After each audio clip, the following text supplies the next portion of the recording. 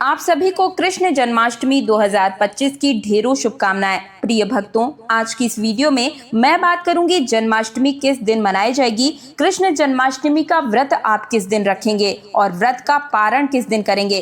बड़ी बात यह है कि अभी तक आप सब ने YouTube पर जितनी भी वीडियोस देखे होंगे, थंबनेल देखे होंगे, वहां पर बड़ी ही भ्रामक बातें की गई है, बड़े ही भ्रामक थंबनेल बनाए गए हैं। कोई कहता है कि गृहस्थ वाले इस दिन व्रत रखेंगे और वैष्णव मत वाले इस दिन व्रत रखेंगे, ये लोग इस दिन करेंगे, वो लोग उस दिन करेंगे। यानी इसमें आपको कहीं भी सीधा सा जो आपका जवाब है वो नहीं मिल पा रहा है और ना ही आप निर्णय पर पहुंच पा रहे हैं। तो मेरी इस वीडियो को पूरा देखने के बाद आप बिल्कुल निर्णय पर पहुंच जाएंगे कि आपको व्रत किस दिन रखना है। इसलिए कृपया इस वीडियो को अंत तक जरूर देखिएगा, जिससे कि आप समझ पाएं कि हमें कब व्रत रखना है और किस तरीके से रखना है, इस दिन हमें क्या करना है और क्या नहीं करना है। यानी मैं संपूर्ण जानकारी पंचांग और ज्योतिष शास्त्र के आधार पर ही बताऊंगी। इसमें कोई भी बात मनगढ़ंत तरीके से नहीं कही जाने वाली है। साथ ही बताऊंगी कि कैसे आपको पूजन करना चाहिए, क्या विधि रहेगी, बहुत ही संक्षेप रूप में आपको बताने की पूरी कोशिश करूंगी। लेकिन सबसे बड़ी बात मैं आपको ये बताऊंगी कि आपको व्रत किस दिन रखना है। देखिए, सनातन धर्म को लेकर जो भ्रम उत्पन्न करने की कोशिश की जा रही है, उसे दूर करना सबसे ज्यादा जरूरी है अपने व्रत की सफलता के लिए और भगवान कृष्ण का आशीर्वाद प्राप्त करने के लिए। तो देखिए, सबसे पहले तो आप कमेंट सेक्शन में जय श्री कृष्ण लिख दीजिए और वीडियो को लाइक कर दीजिए। और अगर ये जानकारी अच्छी लगे तो आप मुझे कमेंट सेक्शन में ये बताइए कि आप मेरी इस वीडियो को कहां से देख रहे हैं, और वीडियो को लाइक करना भी बिल्कुल भी मत भूलिएगा। तो देखिए भक्तों, आने वाली जो जन्माष्टमी है, जन्माष्टमी का नियम ये कहता है कि कृष्ण जन्माष्टमी का जो त्योहार है ये भाद्रपद मास की अष्टमी तिथि के रोहिणी नक्षत्र में मनाया जाता है और सदा निर्धारण इसी के आधार पर ही होता है कि किस दिन भाद्रपद मास की कृष्ण पक्ष की अष्टमी तिथि पड़ रही है और रोहिणी नक्षत्र कब आ रहा है। जब इसका संयोग बनता है उसी दिन अष्टमी का निर्धारण होता है और इसी दिन आपको व्रत और पूजन करना होता है। जन्माष्टमी का जो व्रत है ये निर्जला रखा जाता है और इसको रात को 12 बजे के बाद ही खोला जाता है। जिसके लिए निर्जला रखना संभव हो वे निर्जल रख सकते हैं और जो निर्जल नहीं रख सकते, ऐसे में आप जल पीकर भी इस व्रत को कर सकते हैं, परंतु आपको आहार यानी कि भोजन नहीं ग्रहण करना चाहिए। मध्यरात्रि 12 बजे के बाद भगवान कृष्ण का जन्म होने के बाद में आप व्रत को खोल सकते हैं, क्योंकि ऐसा माना जाता है कि शास्त्र कहते हैं कि भाद्रपद मास की कृष्ण पक्ष की अष्टमी तिथि को रोहिणी नक्षत्र में रात 12 बजे के बाद भगवान श्री कृष्ण का जन्म हुआ था और इसी विधान से रात को 12 बजे के बाद ही रोहिणी नक्षत्र आने पर पूजा पाठ किया जाता है, भगवान की आरती की जाती है, भगवान को नहलाया जाता है, इसके बाद भोग लगाया जाता है। भोग लगाने के बाद पूजन आदि करने के बाद ही आप अपने व्रत को पूर्ण करते हैं। मुख्यतः भगवान को इसमें धनिये की पंजीरी का भोग जरूर ही लगाना चाहिए। लड्डू गोपाल के जो प्रिय भोग है उनमें माखन मिश्री का भोग भी अवश्य लगाया जाता है, क्योंकि बाल गोपाल के वे स्वरूप होते हैं और धनिये की पंजीरी के भोग का भी विधान माना जाता है और यही भोग प्रसाद स्वरूप हम सभी ग्रहण करते हैं। इसके बाद पंचामृत के साथ आप व्रत खोलते हैं। और अब मैं आपको बताती हूँ कि इस दिन यानी कि जन्माष्टमी पर क्या घटना चक्र घटित होने वाला है। तो देखिए, इस साल की शुरुआत में ही मैंने आप सभी को बता दिया था कि ये जो साल है, साल 2025 बहुत ही ज्यादा उत्तम नहीं रहने वाला है, क्योंकि इस साल में कोई भी त्योहार अपने सही समय पर और सही अवस्था में नहीं पड़ रहा है, सही ग्रह नक्षत्र नहीं पड़ रहे हैं। और जब ऐसी व्यवस्था होती है ना, तो वो साल कभी भी फलदायी नहीं होता है और ऐसा ही अब घटित होते हुए दिख भी रहा है। भाद्रपद मास के कृष्ण पक्ष की जो अष्टमी तिथि है, इसकी शुरुआत इस साल 15 अगस्त को रात्रि 11:59 पर शुरू हो जाएगी और अष्टमी तिथि का जो समापन है वो 16 अगस्त को रात्रि 21:34 मतलब 9:34 पर होगा। देखिए, अभी तक आपने जितने जितने भी वीडियोस देखे होंगे या किसी से भी सुना होगा तो यही सुना होगा कि जन्माष्टमी का व्रत 2 दिन रखा जाएगा। समारक जन 15 को रखेंगे और वैष्णव जन जो है वो 16 तारीख को रखेंगे। तो यही आपने सुना है, लेकिन ये बिल्कुल ही गलत है। दोनों ही जन एक ही तारीख को व्रत रखेंगे। और इस साल सबसे बड़ी स्थिति जो उत्पन्न हो रही है वो ये है कि जो रोहिणी नक्षत्र है वो इन दोनों ही तारीखों में न तो 15 अगस्त को आ रही है और न ही 16 अगस्त को पड़ रही है। रोहिणी नक्षत्र आ रहा है सीधा 17 अगस्त को, यानी कि विपरीत में, और वो भी 4:30 बजे के आसपास में। तो इस बार जो जन्माष्टमी है, श्री कृष्ण जन्माष्टमी, जो रोहिणी नक्षत्र के बिना होने जा रही है इस साल, वो हमारे पास 2 विकल्प के रूप में है।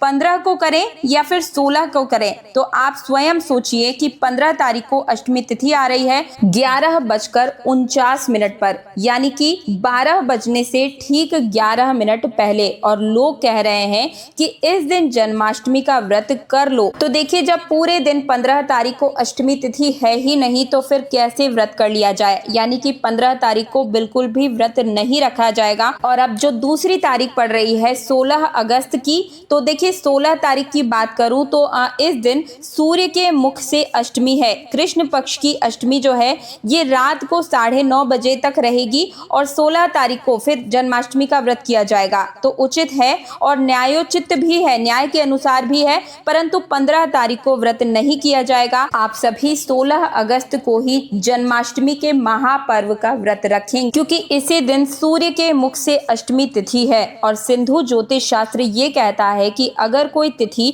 सूर्योदय के 2.5 घंटे तक रह जाती है तो उसके बाद यह पूरे दिन मानी जाती है। तो शास्त्रीय विधान को लगाते हुए, शास्त्रीय नियमों को लगाते हुए भी पूरे दिन अष्टमी 16 अगस्त की तारीख को ही मानी जाएगी और इसी दिन आप सब व्रत रखेंगे, यही उत्तम रहेगा, सर्वथा कल्याणकारी रहेगा। और इसका पारण जो है वो 17 तारीख को सूर्योदय के बाद किया जाएगा, क्योंकि जो रोहिणी नक्षत्र है वो 17 तारीख को है। इस वजह से आप सूर्यास्त के बाद में 17 तारीख को इस व्रत का पारण सभी कर लीजिएगा। ये थी संपूर्ण जानकारी कि जन्माष्टमी के जो शास्त्रीय विधान के अनुसार साल 2025 में योग बन रहे हैं, उस अनुसार आपको कब व्रत रखना है और कब इसका पारण करना है। और जन्माष्टमी व्रत से जुड़ी हुई संपूर्ण जानकारी मैंने अपने चैनल तीज त्योहार और धर्म पर डालना प्रारंभ कर दी है। आप सभी इस वीडियो को देखने के बाद मेरे चैनल में विजिट करके हर एक जानकारी को अच्छे से समझ लीजिए और पूरे मनोभाव के साथ इस व्रत को रखकर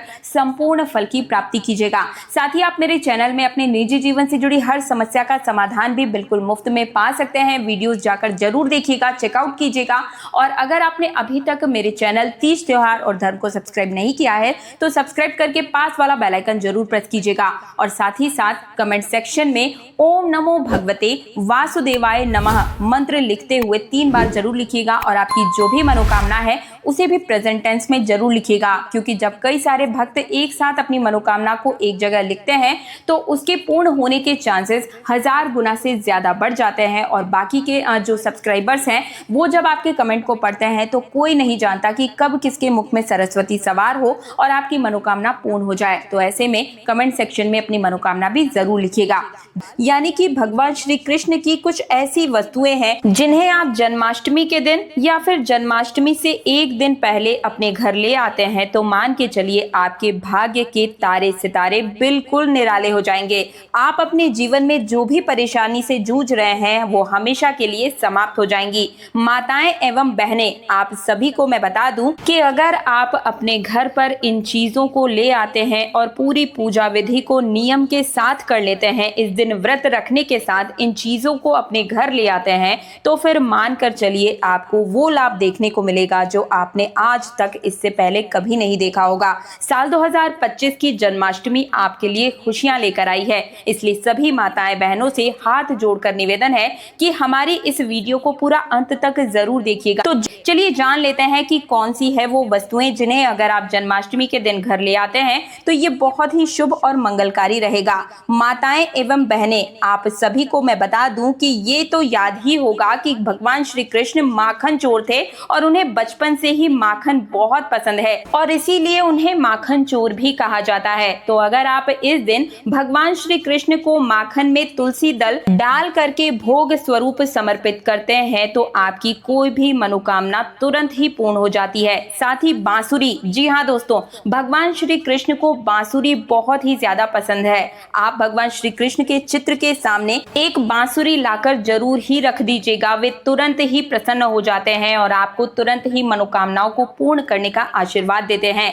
बांसुरी प्रेम के कारण ही उन्हें बंसीधर भी कहा जाता है। जन्माष्टमी के दिन अगर आप चांदी या लकड़ी की बांसुरी खरीदकर भगवान श्री कृष्ण को चढ़ाएं और पूजा समाप्त होने के बाद उसे तिजोरी में रख दें तो इससे आपके घर की आर्थिक समस्या दूर होती है। गाय और बछड़े की मूर्ति, जी हाँ दोस्तों, ज्योतिष शास्त्र के अनुसार गाय और बछड़े की मूर्ति जन्माष्टमी के दिन अपने घर पर लेकर आना बहुत ही शुभ माना जाता है। ज्योतिष शास्त्र के अनुसार गाय में 33 कोटि देवी देवताओं का वास माना जाता है। 33 कोटि यानी कि 33 करोड़ देवी देवताओं का वास होता है। अगर आप अपने घर पर पहली रोटी गाय को खिलाते हैं तो आपके सारे ही प्रकार के जो ग्रह दोष है वो भी समाप्त हो जाते हैं और भगवान श्री कृष्ण को गाय से बेहद लगाव है। तो हो सके तो इस दिन एक गाय और बछड़े की मूर्ति आप अपने घर लेकर आएं और जन्माष्टमी के दिन गौ माता को आप चारा और रोटी में घी लगाकर गुड़ रखकर इस दिन अवश्य ही खिलाइएगा। इससे भी आपकी संपूर्ण प्रकार की जो परेशानी है,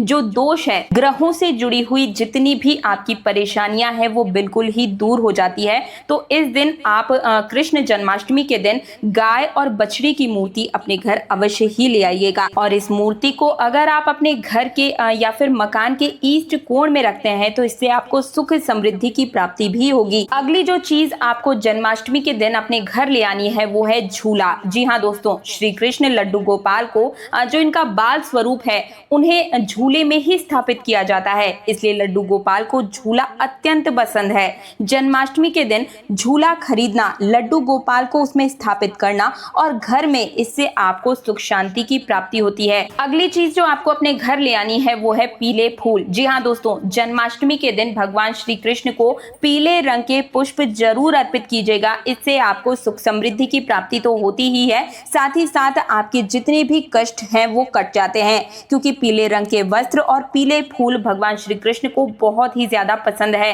अगली जो चीज आपको अपने घर लेकर आनी है वो है मोरपंख। मोरपंख भगवान श्री कृष्ण को बेहद पसंद है। वे अपने मस्तक पर, अपने मुकुट में हमेशा ही मोरपंख लगाकर रखते थे और मोरपंख सुख और सौंदर्य का प्रतीक भी माना जाता है। इसलिए जन्माष्टमी के दिन आप अपने घर में मोरपंख जरूर ही लेकर आएं और इससे आप अपने भगवान श्री कृष्ण के सौंदर्य में 4 चांद लगाएंगे तो आपके भी सौंदर्य में 4 चांद लगेंगे, यानी कि आपकी जितने भी प्रकार के रोग हैं, बीमारी है वो दूर चली जाती है। अगली जो चीज आप अपने घर में जरूर लेकर आइएगा वो है तुलसी की माला। जी हाँ दोस्तों, तुलसी की माला जो है वो भगवान श्री कृष्ण को बहुत ज्यादा पसंद है। तो इस दिन आप तुलसी की माला, जो असली तुलसी की माला है वो अपने घर लेकर आइएगा। कोई भी आर्टिफिशियल माला मत लाइएगा। मैं आपको चाहे तो डिस्क्रिप्शन में इन सभी चीजों की लिंक दे दूंगी, आप चाहे तो वहां से भी ऑर्डर कर सकते हैं।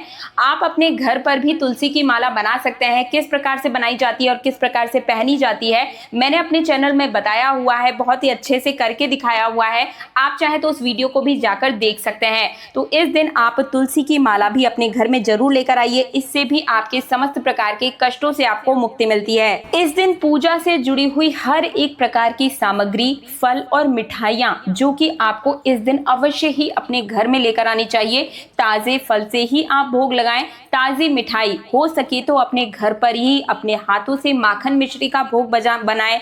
पंजीरी का भोग आप अपने घर पर ही बनाएं। धनिये से जो पंजीरी बनती है वो भगवान श्री कृष्ण को बहुत पसंद है। इस दिन खीरा, जी हाँ दोस्तों, इस दिन अपने घर में खीरा भी जरूर ही खरीद कर लेकर आना चाहिए, क्योंकि ये भी आपके स्वास्थ्य और सुख का प्रतीक माना जाता है।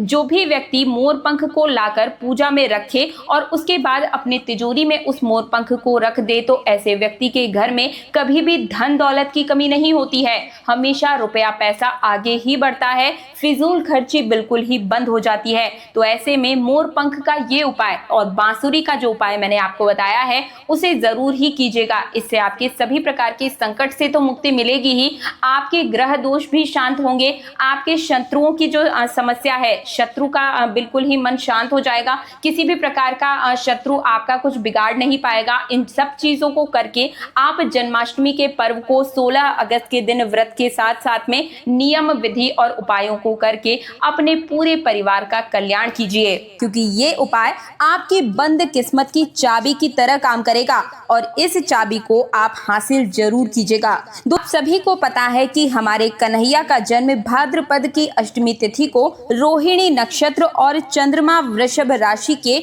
मध्य रात्रि में हुआ था और उनके जन्म लेते ही दिशाएं स्वच्छ और प्रसन्न एवं समस्त पृथ्वी पर मंगलमय मंगलगान होना प्रारंभ हो गया था। विष्णु के अवतार श्री कृष्ण के प्रकट होते ही जेल की कोठरी में प्रकाश फैलने लगा था। कृष्ण के प्राकट्य से स्वर्ग में देवताओं की धुन और पूरे ब्रह्मांड में उनका गान प्रारंभ हो गया। हर तरफ खुशियां मनाई जा रही थी। शास्त्रों में जन्माष्टमी व्रत के महत्व को 1001 एकादशी व्रत के समान माना गया है, यानी कि 100 बार गंगा स्नान करने का जो पुण्य मिलता है मात्र एक जन्माष्टमी व्रत करने से आपको प्राप्त हो जाता है। जाप का अनंत गुणा फल प्राप्त होता है और जन्माष्टमी के दिन ध्यान, जाप और रात्रि में जागरण का विशेष महत्व होता है। इसलिए जन्माष्टमी को रात में जागरण करके भगवान के भजन कीर्तन करने चाहिए। भविष्य पुराण में ऐसा लिखा हुआ है कि जिस घर में भी भगवान श्री कृष्ण का व्रत किया जाता है वहां अकाल मृत्यु, गर्भपात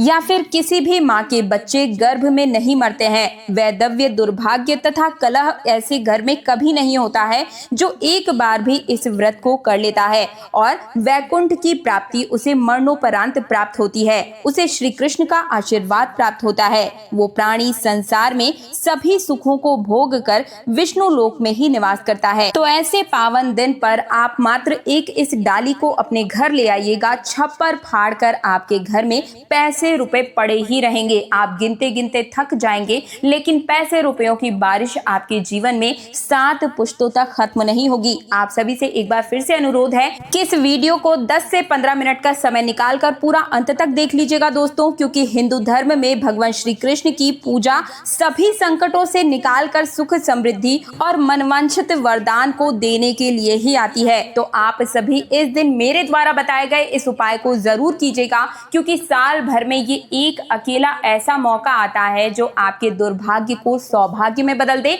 और आपके सौभाग्य की चाबी बनकर आया है, किस्मत के ताले को खोलने के लिए आया है। तो बहुत ही ध्यान से हर एक बात को सुनिएगा। भगवान कृष्ण की वीडियो को लाइक करके कमेंट सेक्शन में जय श्री कृष्ण राधे राधे जरूर लिखिएगा। तो देखिए, सुख, समृद्धि और सौभाग्य के वरदान के साथ ये आई है। जन्माष्टमी के दिन आपको सबसे पहले प्रातः काल जल्दी उठकर स्नान आदि से निवृत्त होकर स्वच्छ वस्त्र धारण करने हैं और इसके बाद पूर्व या फिर उत्तर की ओर मुख करके व्रत का संकल्प लें। अगर आपने भगवान श्री कृष्ण की मूर्ति या प्रतिमा को नॉर्थ ईस्ट में लगाया है तो आप मानकर चलिए आपके जीवन में धर्म युद्ध में अगर आप खड़े हैं या कर्म क्षेत्र में खड़े हैं या फिर किसी भी प्रकार की दुविधा में फंसे हुए हैं तो वहां आपकी जीत बिल्कुल ही सुनिश्चित है और आपकी जितनी भी परेशानियां हैं कान्हा जी उन्हें स्वयं आकर दूर कर लेते हैं, क्योंकि इस दिन कृष्ण भगवान हर एक घर में जरूर जाते हैं और जहां भी कोई भी छोटी भी पूजा विधि या कोई उपाय करते हुए पाया जाता है तो उसी क्षण उसकी मनोकामना को पूर्ण भी कर देते हैं।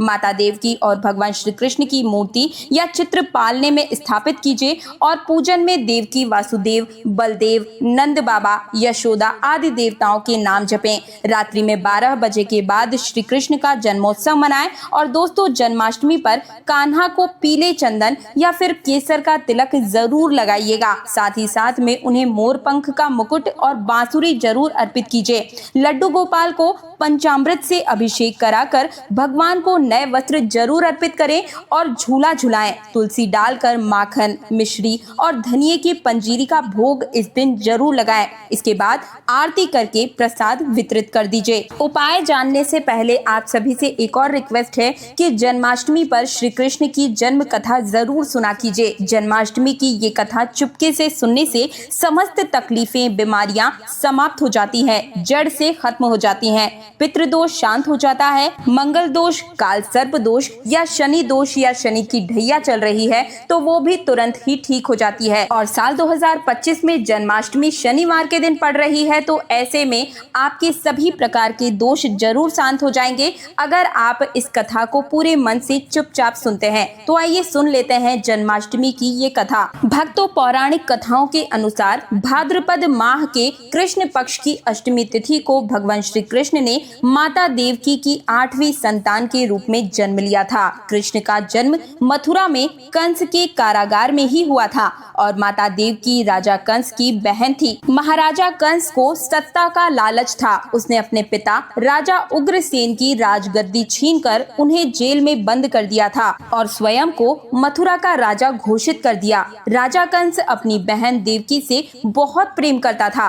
उन्होंने अपनी बहन देवकी का विवाह वासुदेव से कराया था, लेकिन जब वे देवकी को विदा कर रहे थे तभी एक आकाशवाणी हुई कि देवकी की 8वीं संतान, 8वां पुत्र कंस की मौत का कारण बनेगा। ये सुनकर कंस डर गया और उसने तुरंत अपनी बहन और उसके पति वासुदेव को जेल में बंद कर दिया और उनके आसपास सैनिकों को पहरेदारी के लिए खड़ा कर दिया। कंस अपनी मौत के डर से देवकी और वासुदेव के 7 संतानों को मार चुका था और भगवान श्री कृष्ण का जन्म इसके बाद ही भाद्रपद माह के कृष्ण पक्ष की अष्टमी तिथि को रोहिणी नक्षत्र में अंधेरी रात में माता देवकी के गर्भ से 8वीं संतान के रूप में उन्होंने जन्म लिया। श्री कृष्ण के जन्म लेते ही कोठरी प्रकाशवान हो गई। आकाशवाणी हुई कि विष्णु ने कृष्ण की 8वीं संतान के रूप में देवकी के कोख से जन्म ले लिया है। आकाशवाणी में ये भी कहा गया कि वासुदेव जी आप गोकुल में जाकर बाबा नंद के पास भगवान श्री कृष्ण को छोड़ आए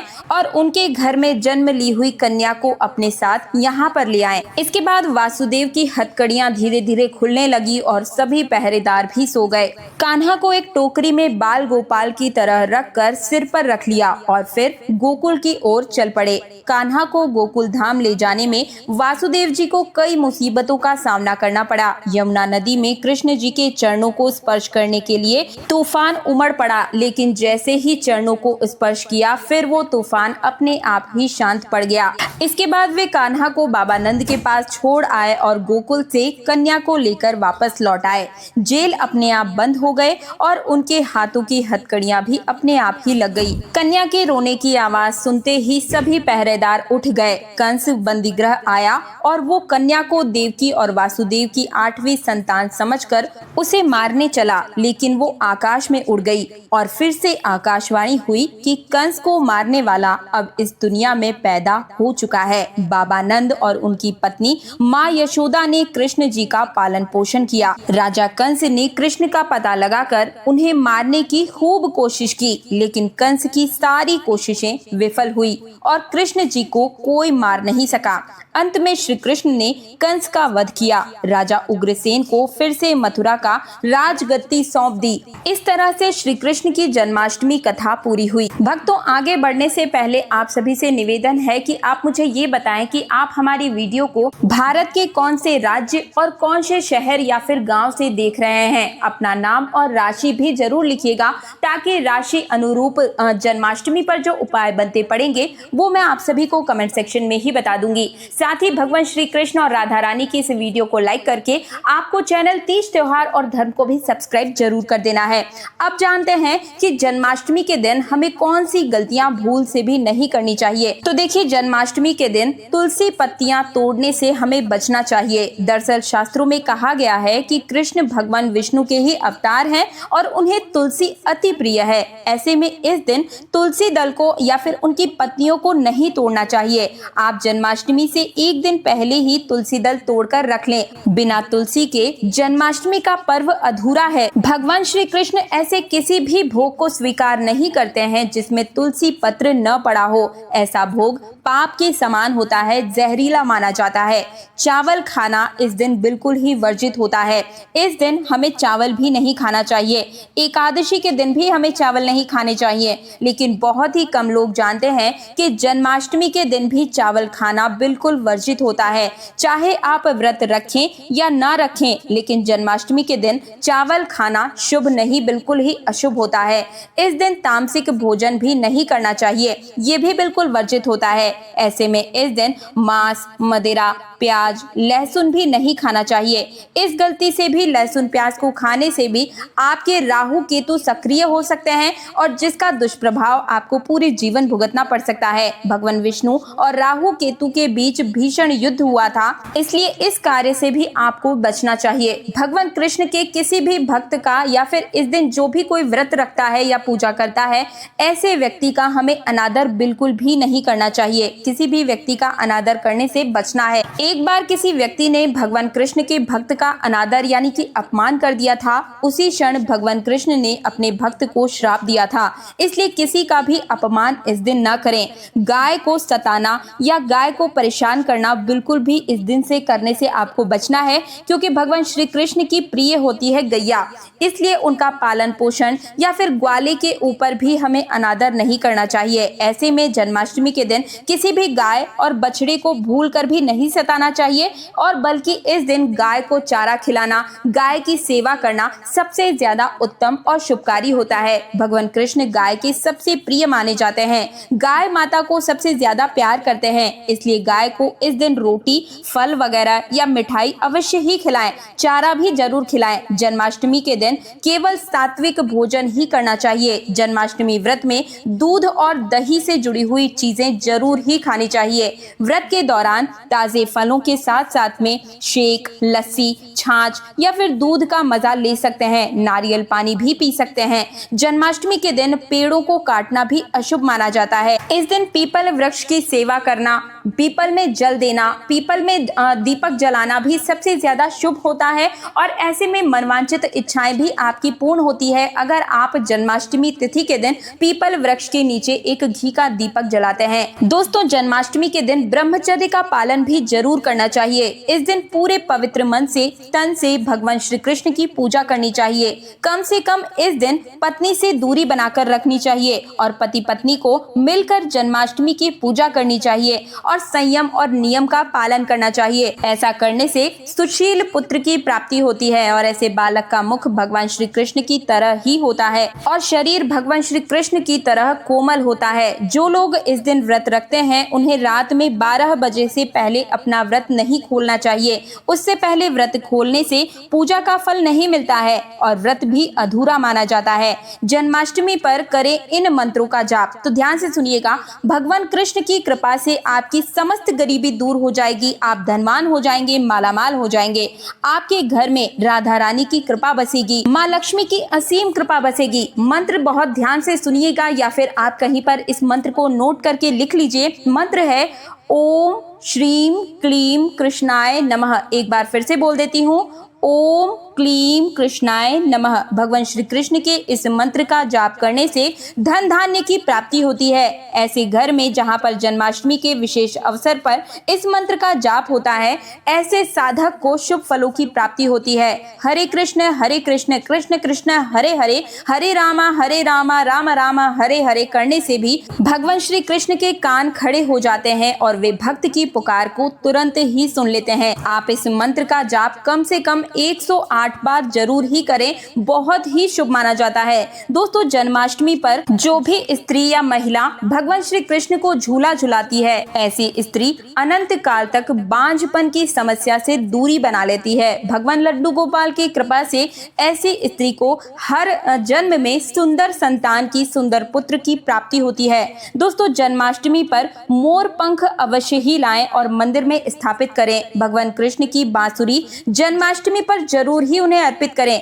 अगर आप व्रत रखे हैं तो भगवान लड्डू गोपाल को खिलौने बहुत पसंद है, तो इस दिन खिलौना भी जरूर अर्पित कीजिएगा। इसे लाना बिल्कुल मत भूलिएगा। जन्माष्टमी पर कौड़ियां भी आप ला सकते हैं। भगवान श्री कृष्ण की स्थापना करते समय इस दिन गलती से भी किसी व्यक्ति को गिफ्ट के तौर पर भगवान लड्डू गोपाल उपहार में ना दें। इससे घर में लक्ष्मी रुष्ट हो जाती है और जन्माष्टमी पर सोने, चांदी, तांबा, पीतल की खरीदारी कर सकते हैं। ये शुभ माना जाता है। जन्माष्टमी के दिन पालना जरूर ही खरीद कर लेकर आना चाहिए और लड्डू गोपाल को इसमें झुलाना चाहिए। दोस्तों, जन्माष्टमी पर तुलसी माता के सामने भगवान कृष्ण के 4 नाम जैसे गोपाला, गोविंदा, देवकी नंदन और दामोदर जरूर ही पुकारें। साथ ही में ओम नमो भगवते वासुदेवाय नमः मंत्र का जाप करें। ऐसा करने से सभी समस्याएं दूर हो जाएंगी। माता तुलसी आपके घर में धन धान्य से भर देंगी। जन्माष्टमी के दिन भोग में मक्खन के साथ में